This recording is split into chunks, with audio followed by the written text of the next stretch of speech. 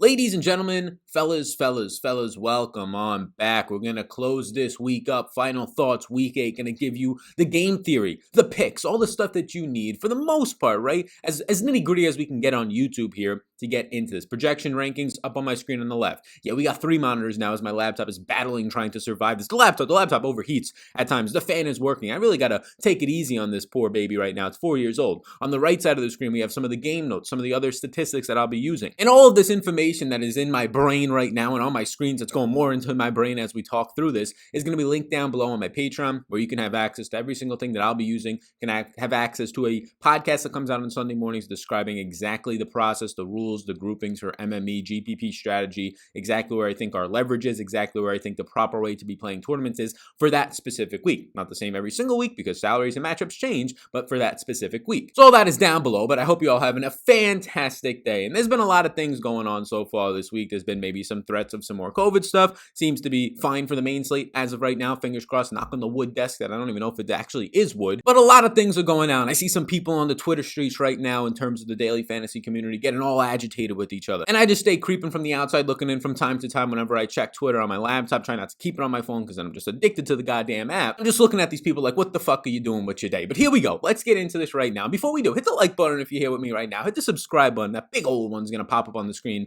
on the YouTube channel. You're listening on the podcast. I know a lot of you are. 4 digits of you now as we hit over 1,000 views per episode right now on the podcast as that continues to grow. I think it's actually higher than that. I don't know if they have the best tracking system right now. Regardless, the community is growing, and that's all thanks to all of you. So thank you all so much. My schedule for the rest of the week, videos already out and more to come. Live streams, that type of stuff is up on my Twitter at Sal Vetri DFS. You can check that out there. So what we do here is we're going to give you a game theory, right? Quarterback, running back, wide receiver, tight end. I'm not talking about no kickers, whatever league you're playing there. Get that shit out of here. We're not talking about defenses because honestly, get that shit out of here too. We're talking about the positions that actually matter in football, at least for daily fantasy sports, in my opinion. So we're going to be talking about quarterback, running back, wide receiver, tight end. We'll discuss some ownership levels. We'll discuss some key stats, maybe some of my projections as well. We'll peek behind the curtain there, and just game theory overall, where you can get some nice leverage not only on a specific stack in a game, we can also get some leverage off of some players on their own team, direct leverage on teams, direct leverage on salary prices and positions, things like that. Before we schmack you with all this knowledge, and yeah, that's right, schmack with an H in there, right? As my grandma would say when I was younger, you gotta schmack him.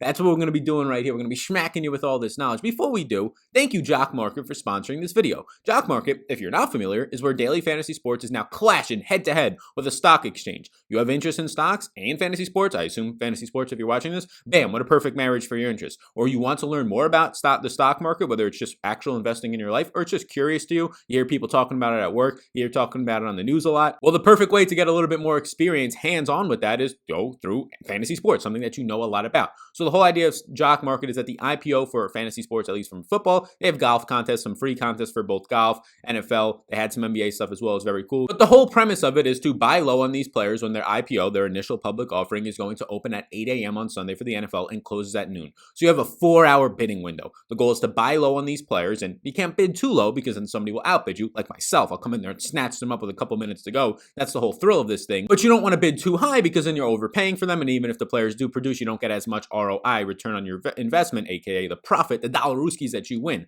So it's kind of this little bidding war for 4 hours, and then you can buy and sell live throughout the entire event over the weekends. They're now available in Canada. They're coming very soon. They're waiting to be approved in the Android Google Play Store. So be sure to check out Jock Market. It is linked down below. And we are doing a very special contest for this week. You can find it pinned up on my Twitter. Basically, if you enter in Jock Market, if you deposit and you send a screenshot to me and Jock Market on Twitter, they're going to give you an extra $10, and one lucky winner will get an extra $50 rooskies to play with. So be sure to check that out. We'll be talking about Jock Market's pricing, or at least their initial projections throughout this video. So with all the plugs out of the way, let's start off with the quarterback position, and we'll start off with Patty Mahomes. Patrick Mahomes is going to be, in my opinion, maybe not the best overall stack because it will be an expensive stack, but it'll be a stack where I'm going to have a good amount of. Now, I do think Patrick Mahomes at $8,100, I thought early in the week maybe he's going to be low owned. It looks like he's likely going to be one of the highest owned players so far this week, and it makes a lot of sense. You have the highest team total at 34.25. Yes, the spread is like 19.5, 20 in some places, but it's still not going to start out, like I said on Wednesday's show, you're not going to start out up 20-0. And if you are in the first quarter pretty quickly, offensively, odds are Patrick Mahomes has at least one score, potentially two scores, and maybe even three scores. This guy literally threw 4 touchdown passes in the second quarter one time last year, so he can get it done really quickly for you. So I'm not too concerned if Chad Henne comes in again in the last 7 minutes of this game or last 6 minutes, because odds are that means they're probably winning by 30 or 40, and Mahomes is sitting there with a 30-plus point fantasy day. They're going to have a strong pass blocking advantage. They have the number 8 overall pass blocking unit. The defensive line for the Jets is at least decent. They're 6th in pressure rate right now, but they're just 23rd in coverage, so this is not an overall great defense. The Chiefs right tackle Mitchell Schwartz is going to be questionable for this week, so just keep an eye on that. The Jets rank right now bottom 6 in the league, or bottom 8 in the league, allowing 259 yards per game. You're having Mahomes attempting 35 passes per game right now, over 271 yards per game. This is a great spot. Who am I going to be stacking him with? Well, Tyreek Hill, Travis Kelce are your main stacking options. That becomes expensive. Sammy Watkins has still not practiced, so I do have Demarcus Robinson and Mecole Hardman in those stacks as well. So those are the 4 main stacking options. I will not be stacking him up with Clyde Edwards-Helaire running back in my groups. So those will be the groups if you're using an MMA optimizer. And then to run it back on the opposite side for game stacks, I would go Denzel Mims, Jamison Crowder. So just keep a close eye on that. You do have the rookie LaMichael Pirine, who played 70+% of the snaps for the Jets in that last game, but probably not somebody I'm going to be putting into my lineups as a 20+ point underdog. There's just a lot of cheaper options from a wide receiver position, including Denzel Mims on his own team, that have a lot better game flow scenarios in terms of not being down by 20 as a running back. My second yes is going to be Joe Burrow, and I think we're going to get him relatively low owned in this spot, maybe only like 6% owned, somewhere around there relative to other quarterbacks. That's basically average. He might come in as like the 7th or 8th most owned. Now, obviously, it's only Friday morning, so this can change as a couple of days go on. People watch my video, people watch some other pieces of content, but Burrow right now is somebody that I like. You get a nice price point on him. He's going to come into this one as an underdog, 5.5 points, about a touchdown underdog, but still is a nice team total of about 24 right now. Tennessee is ranked 29th in pressure, so it's not going to be that bad of a pass blocking disadvantage or advantage. It's actually going to be pretty neutral since it's a pretty brutal offensive line for Joe Burrow, but the pass rush of Tennessee is not that great. He's attempting 42 passes per game right now, which is number 1 in the NFL, and 46 passing plays per game in terms of overall dropbacks, throwaways, things like that is number 2 in the NFL. His 4.4 deep attempts is 6th overall. He's 3rd in yards at 289. This is the thing though, like between him and Herbert, I had a tweet about this. Herbert ranks right now 3rd in yards per attempt in efficiency metric and 11th in true completion percentage.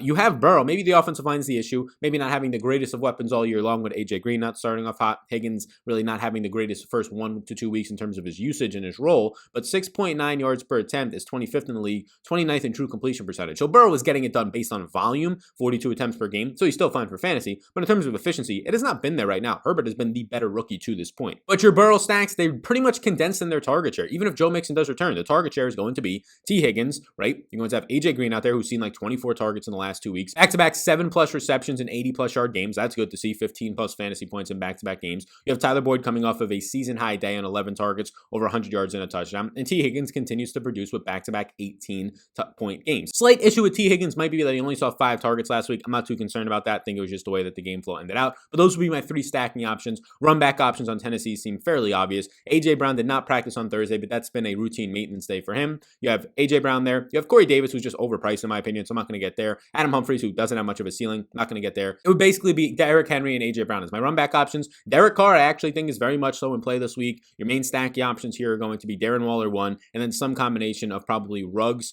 and Aguilar, and then after that, Hunter Renfrow. Derek Carr has been good this year, and now Derek Carr finds himself in a matchup where he also comes in as a slight underdog. Quarterbacks historically had slight underdogs within like 4 to 3 points, and he's going to be a 3-point underdog with good team totals. 24 implied team total right now is good to see. Cleveland is 15th in pass rush, so this is not going to be the greatest offensive line advantage, as Vegas's O-line has not been that great this year. But Carr's attempting 35 attempts per game, 8.2 yards per attempt is 7th in the NFL, number 5 in true completion percentage, and 287 yards per game is borderline top 5 as well. So he's attempting deep passes, close to 4 per game. This is a good spot for Derek Carr at 5,500. He's a yes for me right now. Very similar situation. I actually like Derek Carr a little bit more here, but Jimmy Garoppolo, Carr because of his options being more stable, consistent, and even fairly priced. Jimmy Garoppolo at 5,400 versus Seattle. Almost identical, except he has a better team total to Derek Carr's situation. He's going to be a 3-point underdog, but a 25.5-point team total versus Seattle, who in terms of just fantasy points allowed to the quarterback position, passing yards, all this stuff, worst on the slate right now and worse in the NFL. They're allowing you to just get off a ton of passing plays. The stacking options here with no Deebo Samuel is basically going to be, for me, number 1 George Kittle, number 1 Brandon Ayuk, and I don't even want to mess around with much after that. I mean, you have Kendrick Bourne out there. I'll probably throw him in my group, but I think those are going to be the main guys that I get. The issue is that, yes, the rookie Brandon Ayuk has looked good. He looked fantastic, over 100 yards last game,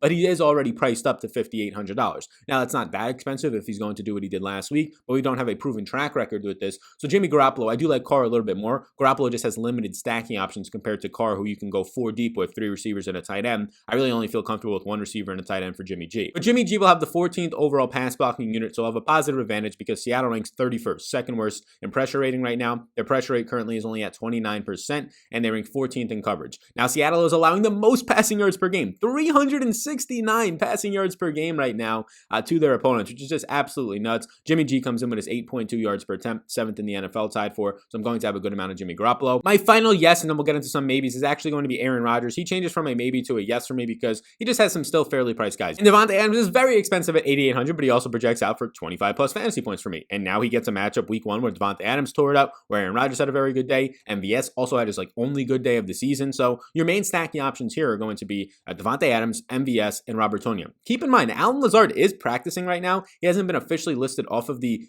injured reserve and set to return, but since he started practicing, he has 21 days to now come off of that. I do not think he's going to play because the Packers have been very, very cautious with these things, but keep an eye. I mean, I'm recording this Friday morning. If something happens Friday afternoon, they say he practiced in Philly, looks really good, he's going to be set to go. Well, then Allen Lazard would be my second favorite stacking option, being after Devonta Adams with this Packers team. But I'm not too sure that happens. Rodgers right now is number 3 in deep attempts, so a lot of big play upside. 8 yards per attempt is a very good metric. He's right around top 10 in that department. He's number 1 in adjusted yards per attempt as well, so he's being very efficient. That's just taking out throwaways, taking out types of things like drop passes from your receivers. The main way to get to Aaron Rodgers, as we saw with Tampa Bay, and as it has been in the past games in like the last couple of years, brutal games against Denver Broncos in the past, against the Buffalo Bills in Buffalo, if you generate pressure on this quarterback, it's going to hurt. It's going to hurt any quarterback, but if you generate pressure on him, especially when he has somewhat limited weapons outside of Devonta Adams, it's going to cause issues. Well, Minnesota ranks 30th in pass rush. It's not going to cause issues. They rank 25th in their secondary, and it doesn't look like their former first-round pick Mike Hughes is going to be ready. It doesn't even look like maybe Dantzler is going to be ready, so they don't have a lot of guys in the secondary. Like, their secondary is already bad, and now their 2 best cornerbacks, which are already bad quarterbacks in the NFL, are potentially going to be out. So, yes,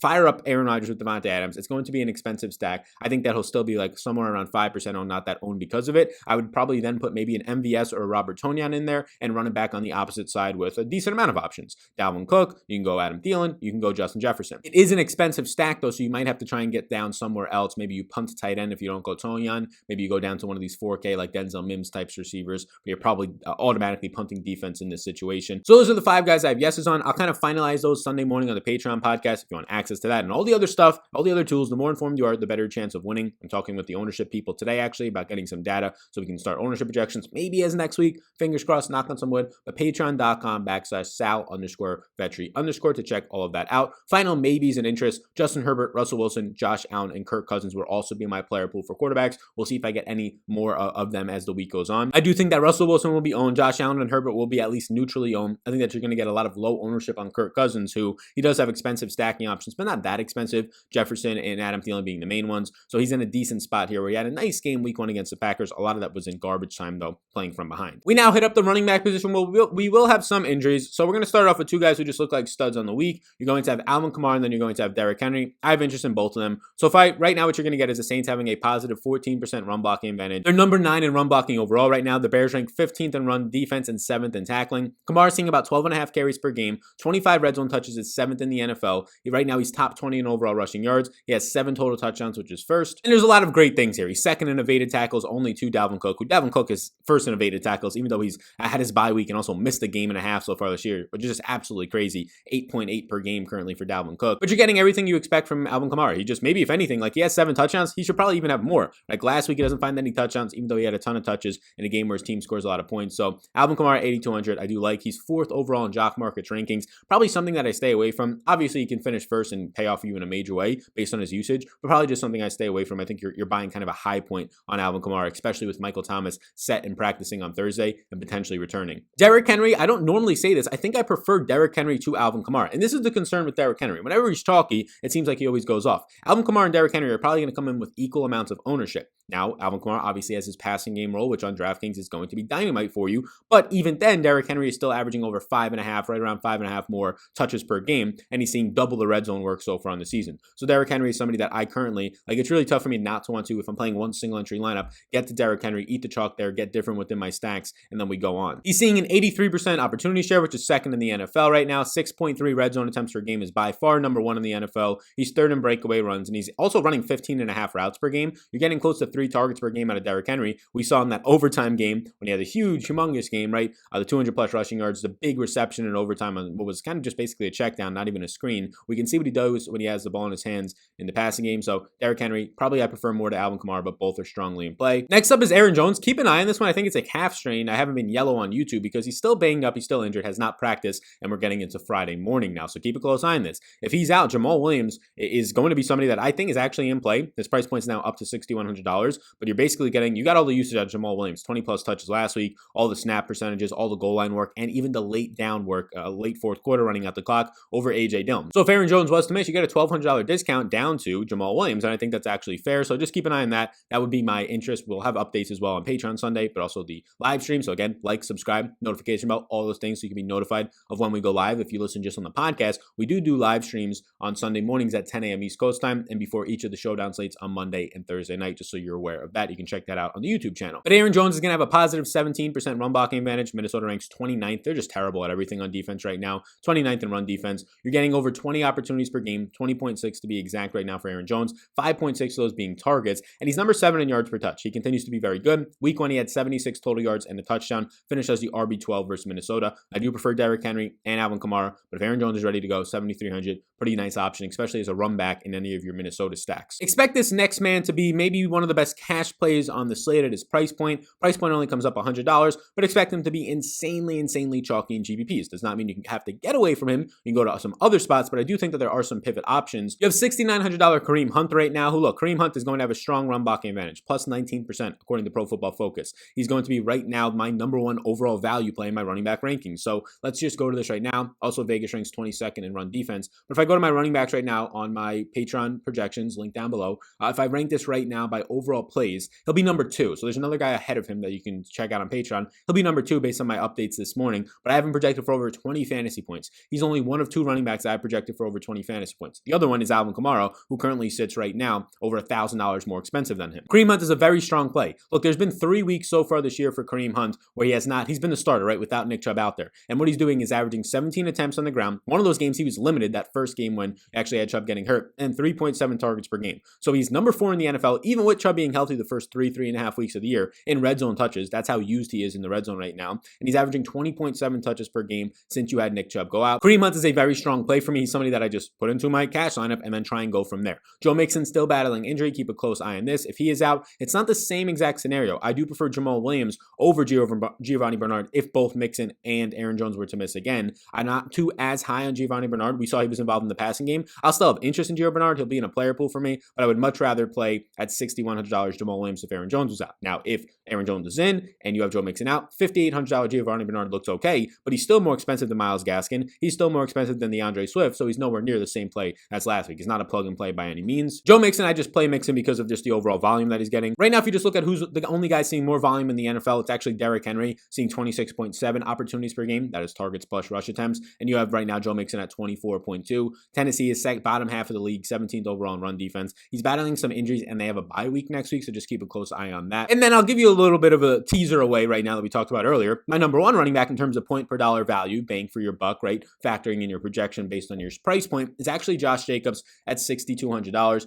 Josh Jacobs for me is not going to be, he's going to be owned, right? He'll be like one of these 5 guys that picks up a lot of ownership. I think those guys will probably be Kareem Hunt, Derrick Henry, Alvin Kamara, Josh Jacobs. And then we'll end up seeing what happens with the 5th guy. Maybe it'll only be 4 guys. Maybe like James Conner picks up some. If Aaron Jones is healthy, he'll pick up some. Right now, it's looking like maybe because of the questionable tag that Aaron Jones is actually going to be the leverage in this range, which easily I'll jump to Aaron Jones over Kareem Hunt if it means that he might be like a quarter or a third of the ownership. So that's a decent pivot option for you game theory wise. But Josh Jacobs looks pretty good.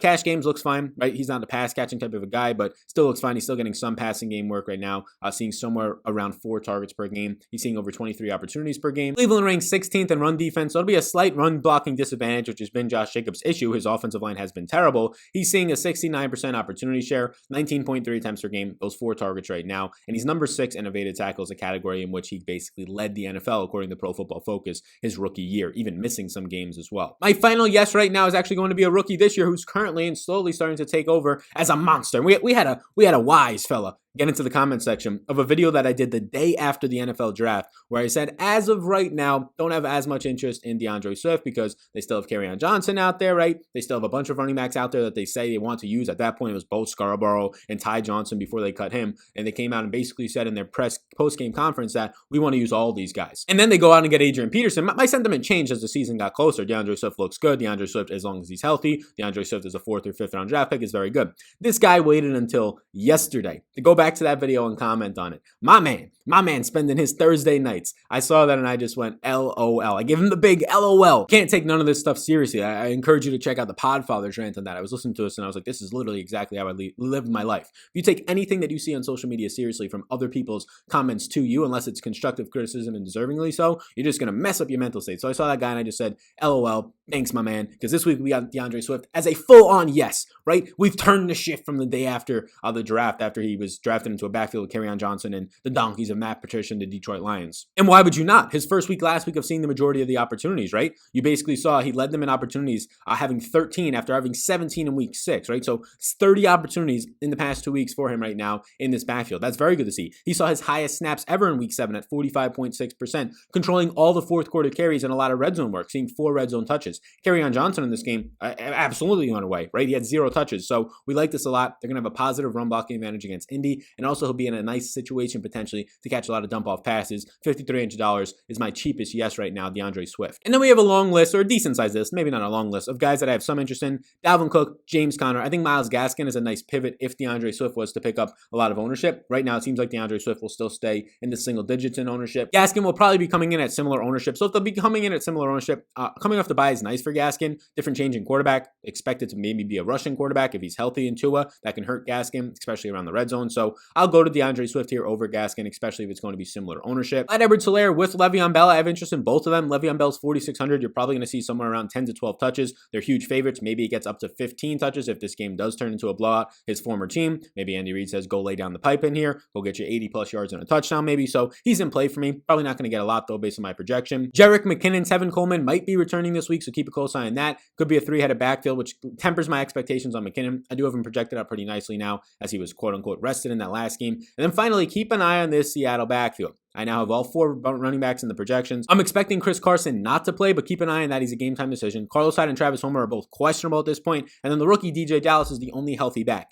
He's the minimum $4,000 at this point. He would be on a team with a 29 implied total as a favorite. So if all 3 of those guys were to miss this weekend, keep a close eye on this. DJ Dallas will become a plug and play at $4,000, the rookie. We now move over to the wide receiver position. And as we do, hit the like button for me. Big old subscribe button pops up. I appreciate that a ton. Wide receiver position led by Devonta Adams. It does not mean he's my favorite play, although he is my highest projected wide receiver right now. On the Patreon projections link down below, he's projected for 25.8 fantasy points, which based on his projection, even at his price point, makes him my number 2 overall point per dollar play. So that's how many points that I think this guy's going to put up. And it's not just me throwing a random number out there. I work very hard to have accurate projections that have been accurate for years now and will help you win more because they're going to inform you more. So Adams looks like a strong option if you want to go as a one-off, if you want to try and jam him into cash like a lot of people did last week and then just build your lineup around him. I think it still looks pretty good because, look, Minnesota is going to be throwing out a worse secondary than Houston did last week, and he went for 190 plus yards and 2 scores against that team. Now he's going up against a team where he has a 28 implied team total. He's going up in a divisional matchup where they're going to be down Mike Hughes, who's playing a lot of slot cornerback anyways. They're going to be down maybe Dantzler, who's one of their outside primary cornerbacks. So they're already down coming into the year like 2 guys. They already lost like Xavier Rhodes, already down some other guys in their secondary, safeties banged up, and now they're going to be like down to like their 4th and 5th string cornerbacks if this actually pans out to where we are right now based on Friday's injury reports. So Adams is obviously in play. He'll get Dantzler if he's actually healthy, who's allowing 1.98 yards per coverage route right now. That's the 5th worst in the week. So right now, at best, Minnesota is going to throw out a cornerback against Devonta Adams. That is the 5th worst on the week in terms of how many yards he gives up per coverage snap. And now Devonta Adams is arguably the best receiver in the league, especially at releasing, getting open. So looks like another week where he's going to be run like Aaron Rodgers said on Pat McAfee's show, just running left and right with 6+ yards of separation. His 34% target share leads the NFL on 11.5 per game. He is seeing 112.2 yards per game, which is number 1 in the NFL as well. And he's the top fantasy point per game wide receiver right now. Week 1 against Minnesota, 17 targets. Wowza, I have in my notes for the game-by-game notes on Patreon. 14 catches, 156 yards, and 2 touchdowns. Look, he's going to be expensive. He's honestly not expensive enough based on my projection. Adam Thielen will be your decent run back option on the opposite side. One of the run back options at the receiver position that you can go to. He'll mainly see Jair Alexander, who's PFF's number 1 cornerback, which is concerning right now. But but he did get the best of him in week 1. Adam Thielen had a huge game in week 1, and when he was actually lined up against Jair Alexander, he had 4 catches for over 60 yards and a touchdown, so he scored over 16 fantasy points on Jair alone. Then he went on to score more points against some of the other cornerbacks on the Packers. So it's not the greatest of spots. I don't want to bet on that happening again, but he'll move into the slot a decent amount. It won't be a 100% shadow, maybe like a 60, 65%, maybe even this week as Justin Jefferson has now emerged. You see some more Justin Jefferson, Jair going on him. So I'm fine getting to some Adam Thielen. Maybe a yes is aggressive, but based on the fact that I like both game stacks of this one, it gets me to a little bit more. Yeah, next up have Tyreek Hill, will be my main stack. He is priced up since last week, but he's still way too cheap. He'll likely see, he'll be all over the field. Brian Poole in the slot. Brian Poole's been a very good slot cornerback, a top 5 cornerback overall in the NFL in terms of PFF grades. Right now, Tyreek ranks 15th in overall slot snaps. He's seen a 20+% target share on the season. He's top 10 in air yards. Everything looks good for Tyreek. He's 6th in deep attempts, everything you would imagine, but he's also getting the red zone work, 8th in that department. Tyreek right now with Patrick Mahomes, who's probably going to be owned, right? There's ways to get to Mahomes at $8,100. Tyreek at $6,700 might honestly be like $500 to $700 too cheap. And next up on the yeses, we can just knock out all these yeses at once. I have right now every single one of these Cincinnati wide receivers as a yes because I think they're all strongly in play. Tyler Boyd coming off of his best game yet. He's going to have a matchup against Fulton, which is very strong in the slot for him. Fulton plays 61% of the time in the slot, and you have right now Tyler Boyd with a 23% positive advantage. He's seen 8.7 targets per game. He's coming off of his best game of the year. We had 11 targets, over 100 yards, and a touchdown. He's number 3 in the NFL, Tyler Boyd. This is how much usage he's getting. Number 3 right now in terms of his receptions on the year. And then you can go down to the next guys on this list. A lot of people are probably going to scarf at me, but AJ Green, right, the dusty old veteran that everybody, even though he keeps getting air yards and targets, and he was overthrown a couple weeks in a row, one on a touchdown week 1, on Thursday Night Football, one for like a 30+ yard game, might have been a touchdown, overthrown by his rookie quarterback who has not been accurate this year. Everybody's jumping up and down that it's all AJ Green's fault. Obviously, part of it is him aging and not playing for a year and a half, but part of it's not just him falling apart. And we've seen that the last couple of weeks on 24 targets. He's in play as a cash game option, but also mainly a GBP option for me. He's going to see some Malcolm Butler, who's been brutal, allowing 1.5 yards per coverage snap this year. That's not good. Anything over 1 starts to become bad. He's seen a 20% target share and over 8 targets per game. He's still number 2 in air yards in the league, 17% slot usage, and in back-to-back games, he's seen over 10 targets. So this is his back-to-back game totals right now. Last 2. 24 targets last 2 games. He's seen basically over 80 yards per game and 7+ receptions. I like that a good amount, and he's still just $4,500. The final guy and the final yes that I'll have because they have such a condensed target share is T. Higgins, a rookie, who, look, he had his least targets on the year last week, just 5. Before that, the lowest that he had was 6, but he did get into the end zone still. He still put up 18+ fantasy points, and he saw a season-high 90% of the snaps. So seeing a season-high 90% of the snaps, 5 targets is just fluky. Expect more times than not, like 6 to 8+ more times in that situation. Seeing 7 targets per game, he's top 20 right now in air yards, and he's seen 4 straight games of 4+ receptions and 60+ yards with a lot of touchdowns nestled in there. In my opinion, the spot where you probably start a lot of your cash lineups this week, or at least consider it, is $6,200 Keenan Allen, who continues not to be priced up. He has a 26% red zone target share, 31% target share overall, which is 4th in the NFL right now, continues to just be hammered with targets, seeing close to 11 targets per game. In week 7, he caught 10 of 13 targets, a 31% share in that game, basically matching his season average right now. On 13 targets, he had 125 yards, those 10 receptions. He looks very good. Now he gets Denver, he'll be moved all over the field, the outside, the inside, he'll go into the slot. He'll see Bryce Callahan, who's a very good cornerback, but nobody that I'm really concerned with for Keenan Allen's skill set all that much. DFF, Pro Football Focus, actually has it still as a positive advantage for Keenan Allen, and I would actually side with that as well. You're going to get a contested catch artist, a guy running out of the slot with the top 10 yards per route run. Get yourself some Keenan Allen, basically a lot of formats this week. You don't have to automatically lock button him in cash, but he's going to be a strong and a highly owned guy. My highest owned wide receiver last week. I expect him to be strong and up there yet again. Jarvis Landry, look, 5,600. There's no Odell. And Odell being out is going to give, let's be honest here, a bigger bump to Donovan Peoples-Jones than Jarvis Landry. Sal, what are you talking about? Well, Jarvis Landry is still going to play the same amount of snaps that he usually does. I still expect him to probably see right around this 20 to 22% target share, right? He's seeing close to 6 targets per game on the season. Maybe now that goes up to 7 or 8, like at most with Odell being out. But it's going to help Donovan Peoples-Jones, who had 1 target coming into last week, the rookie, and then he ends up now having 3 targets, and he has his first 3 receptions of his career. He was a late 6th round pick, or I think an early. I think he was picked 8th overall, if I remember correctly, in the 6th round out of Michigan. Never really did too many great things there, but has a lot of athleticism. He'll see a bump up. Rashad Higgins will see a bump up, but don't fall for Rashad Higgins on your waiver wire, spending all your fab, all this stuff. He caught all 6 of his passes for over 100 yards. Rashad Higgins is not going to average over 18 yards per reception ever again, maybe in his career. He normally averages like 10 to 11 to 12. Last year, he averaged, I think, 13, and that was a career high. So don't be fooled by Rashad Higgins. I think that you have decent upside in Donovan's People-Jones if you're trying to add one on your waiver wire, or you probably have at this point. But Landry's a guy that I'll have interest in. The matchup for him just in general, with Joyner in the slot, even if Odell was out there, looks very good. Joyner allowing 1.3 yards per coverage snap so far this year. Landry only seeing an 8.5 red zone target share. Expect that to actually go up with no Odell being out there. So I do like Landry at this point. He will be my final yes, but then look, that's not all the receivers. I don't have just interest in like 7 receivers this week. If you're looking on YouTube right now, I'll start to scroll through all my maybes because a lot of these guys will be in my groups if you use MMEs and optimizers. We talk about my groups, my rules, a lot of exposures, things like that I like to do randomness on the show on Patreon on Sunday morning. Again, down below, you can check that out. But here's all the maybes that I have interest in, and it goes on a little bit longer. Kenny Golladay, Tyler Lockett, Allen Robinson battling a concussion, so check that out. If he was to miss, going up against New Orleans, not the greatest of spots in their secondary, so you can have some advantage here with Darnell Mooney and Anthony Miller. Mooney has been fantastic. He's just been overthrown. Like, his quarterback just flat out stinks. He beat twice Jalen Ramsey, who has not been good this year, been undercover bad this year. He beat him twice on the outside. One should have been like a 90-plus yard touchdown. A.J. Brown had a scheduled maintenance day on Thursday. He's definitely in play as a run back for my Cincinnati stacks. I continue to scroll here. Steph Diggs, Justin Jefferson is in play for those Green Bay stacks. You have both the Rams wide receivers, which are really hard to pinpoint because they're only throwing like 30 times per game, but both of these guys are top 4, I believe, in yards after the catch. So that's where they're really sustaining their upside right now by averaging like 60 yards per game for Kupp and 50 yards per game for Woods. But they're both expensive. So like if I had to choose right now, I would not play $6,500 Kupp or $6,300 Robert Woods. But I also expect nobody else to. So this is a decent, maybe sneaky stacking option against Miami and in their secondary, which is a spot that you can pick apart. But they're playing slow. They're playing efficient and running the ball a lot more this year, the Rams. So it's really hard to get that encouraged, especially if Jared Goff's going to take off in the red zone. He doesn't do it often, but he does a little bit. I could take away from that upside. I think they're a little bit overpriced. If anything, I lean towards a no. Crowder's a decent run back option. He's cheap at $5,800. You're going to have Ayuk in my stacks when it comes to San Francisco. And you can see the rest of these guys here. Deontay Johnson battling injury. Nelson Aguilar in my Derek Carr stacks, as well as Hunter Renfrow. You're going to have Hardman in my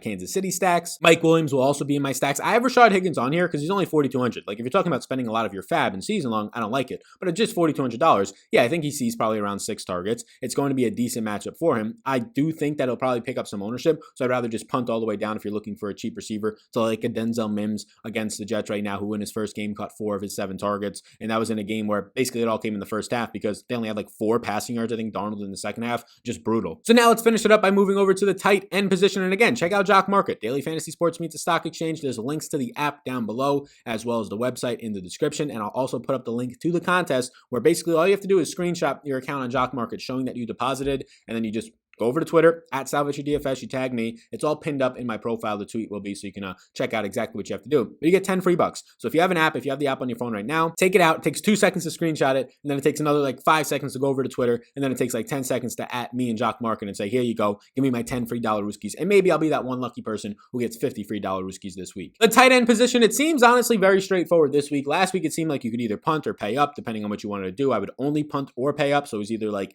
Kelsey last week, or you're punting all the way down to Hunter Bryant, which is what we did in our main lineup, and it ended up working out for us. I wasn't going to do that. I changed it literally like 10 minutes before the game, or maybe 20 minutes before, when we got the news that Harrison Bryant was actually going to be starting over David Njoku. But this week it seems very straightforward. You have the expensive tight ends that are going to look really good. Waller, Kelsey, and Kittle. I have a lot of interest in each of them. Expect for every single one of those guys to probably pick up 20+% ownership, but it's deservingly so at this point. Waller is my number 1 point per dollar play, my number 1 tight end play this week, but all 3 of those guys that I just mentioned are in my top 4 in tight end plays currently. And then my final yes is going to be Hunter Henry, who I also expect to pick up a decent amount of ownership, maybe not 20%, but probably around like 12 to 15% ownership. He's just getting unlucky. You had Donald Parham catch his 2nd touchdown on the year, where he's only really had like 3 targets on the entire season. You had Virgil Green catch a touchdown, who somehow is still on this team on the Chargers, it seems like, for like the past decade. Hunter Henry's time will come, especially if he'll continue to see 20% of the air yards, especially if he'll continue to see 7+ targets per game. And then you have some other options that I like. Eric Ebron continues to be involved in that offense. He's just in the 3K range. He's way too cheap right now. You have Noah Fant, who's continuing to battle injury, but he'd be a nice run back option for your Charger stacks. That's probably the only spot I get him in. Jared Cook, if indeed you get Michael Thomas back, I probably put him towards a no. He's not getting the same amount of usage. Even last week with a guy, Michael Thomas, out, and even Emmanuel Sanders, still wasn't getting the same amount of usage. Found the end zone, but barely got you there at just 12 fantasy points. Robert Tonyan, we mentioned in the stacks, is probably the only spot I get him. You have as a run back option for Cincinnati, Jonnu Smith, who's been struggling, and I expect you to probably not see any ownership at all on Jonnu Smith this week. If I look at it, he's probably going to come in the single digits digits in ownership, maybe 6-7%. And then some cheapies to punt outside of $3,900 Eric Ebron. It's not even a full punt. There's nobody really that far down there. You have Harrison Bryant at 3,200. He got it done last week, but keep this in mind. He only ran last week 14 routes. He ended up seeing 5 targets on those, so he's seeing a high target rate and 2 touchdowns. So I wouldn't get too excited about going right back to him. He is cheap, yes, but he's not as cheap as he was last week. But we have seen him do this before. Earlier in the season, he ended up having 16 routes and saw 4 receptions on those. So if the target rate's going to remain high for him, and Baker's targeting tight ends a lot right now, then it's at least something that you can see as reasonable, but he is priced up to $3,200. Trey Burton is just $3,500 this week. Trey Burton, I actually think I would prefer over Harrison Bryant so far. Trey Burton is just $3,500 this week. He's seeing a 15.5% target share on 5.3 targets per game. He's seen 2 red zone targets and 36 yards per game since he's returned. I actually would prefer right now Trey Burton over Harrison Bryant. You're just getting more usage out of Trey Burton. You're getting similar red zone usage out of both of these guys, but if they're going to be similar price points, just $300 more for Trey Burton. Let's look at the game flow so far for Trey Burton. Trey Burton, since he's returned, 17, 18, and 23 routes. His routes have increased every single week. His snaps, 49, 43, and 58% of the snaps before the bye against Cincinnati, and this is the usage that he's seen so far. He's seen 5 targets, 6 targets, and 5 targets. So you're getting very similar usage to Harrison Bryant in terms of Bryant seeing like 5 targets and 5 targets in like the 2 games that he's actually had an extended role of around 14 and 16 routes. But every single week so far, Trey Burton has been running more routes than Harrison Bryant has on the entire season. 17 is his low point where Bryant's is 16. So you're just getting more overall usage in terms of routes run. You're getting more consistent target shares. I'm not shocked this week to see 15 routes run for Harrison Bryant and just 2 targets, right? That's not something that's that crazy based on the fact that he's not running a lot of routes. So I prefer between the two of them, Trey Burton. I also like Eric Ebron in that range. Other than that, in that cheaper range, in like the 4K range, Hunter Henry. And then if you don't like that, pay up for the studs. Darren Waller's too cheap at $5,600 as well. So thank you so much for tuning in and giving me your time to try and win some dollar brewskis that you can then go while drinking your brewskis to buy some more brewskis. I appreciate it all. We might have some t-shirts out pretty soon. We're going to get Yalf, dollar brewskis, fellas. We're going to have a lot of stuff, brewskis. We're going to have a lot of stuff on these t-shirts. So check it all out. Maybe we'll do a That One Do video coming out tomorrow. Player props video will be out Friday at noon, depending on when you're watching this. It might already be out. So check that out. Try and win some